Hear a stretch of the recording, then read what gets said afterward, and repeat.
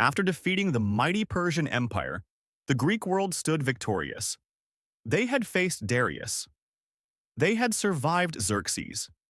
They had defended their freedom against one of the greatest empires on earth. But victory brought something more dangerous than defeat: power. Within a generation, the Greeks turned against one another in a brutal conflict that lasted nearly 30 years, a war that shattered Greek unity forever.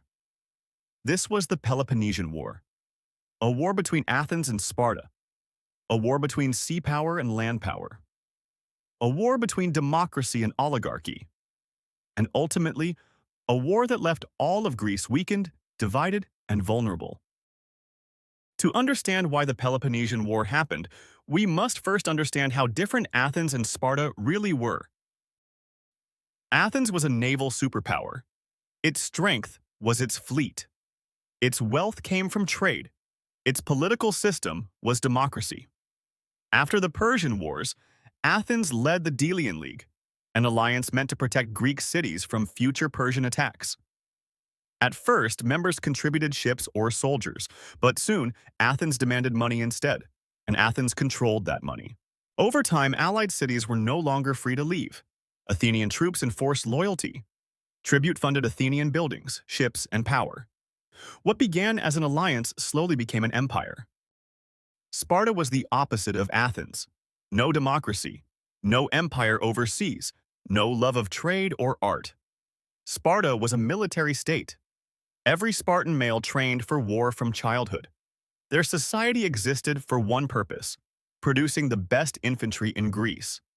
Sparta led its own alliance, the Peloponnesian League, made up of city-states loyal through tradition and fear, not money.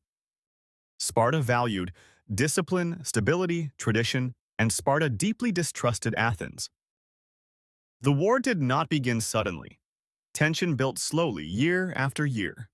According to the historian Thucydides, the real cause of the war was simple: the growth of Athenian power and the fear this caused in Sparta.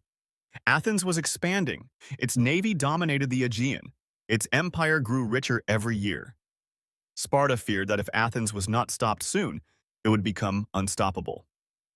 Several crises pushed Greece toward war. Corcyra, a naval conflict where Athens intervened against Corinth, a Spartan ally.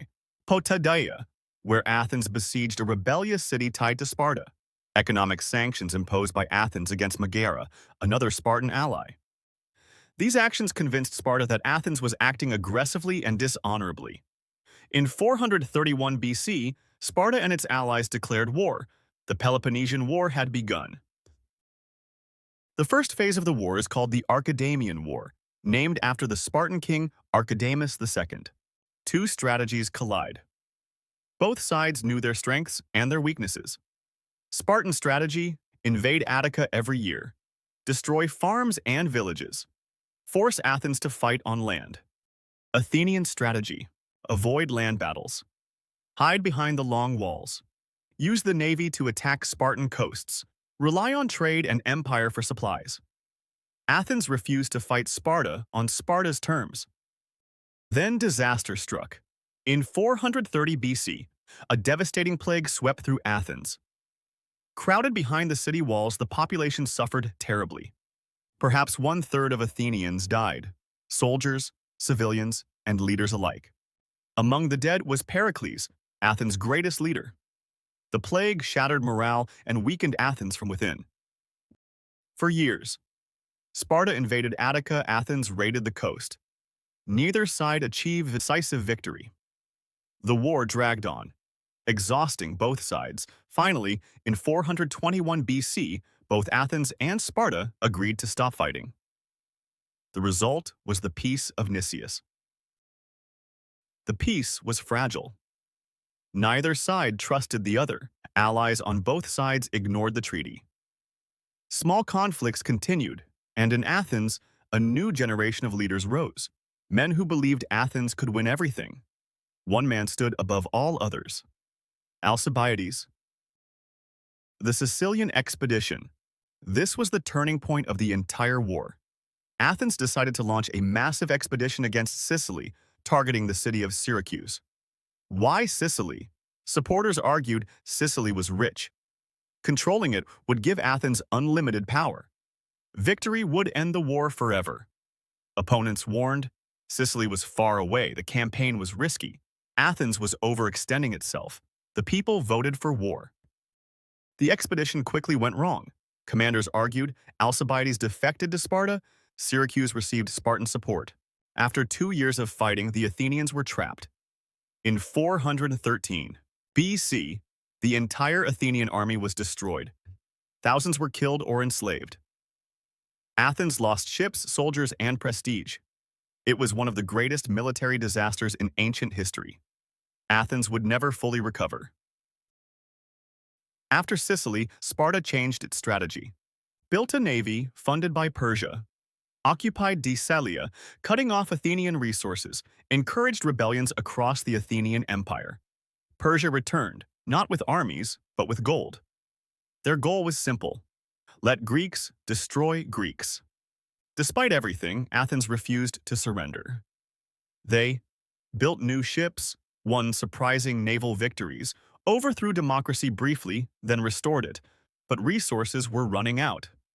In 405 BC, the Spartan commander Lysander destroyed the Athenian fleet at Aegospotami. Athens was helpless. No ships, no grain, no allies. In 404 BC, Athens surrendered. Aftermath and consequences. Spartan victory. Sparta won the war, but the victory was hollow. Greece was devastated. Cities were poor and divided. No power was strong enough to lead Greece effectively. Sparta imposed the 30 tyrants on Athens, a brutal oligarchic regime that ruled through fear.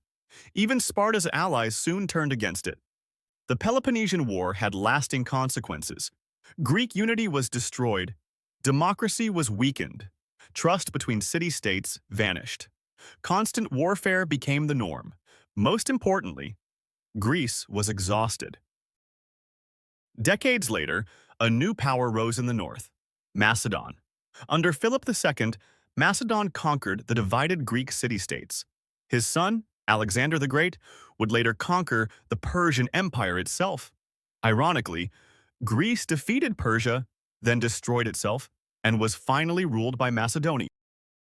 The Peloponnesian War was not just a conflict between Athens and Sparta. It was a warning about fear, pride, imperial ambition, civil war. The Greeks won freedom from Persia, but lost unity among themselves.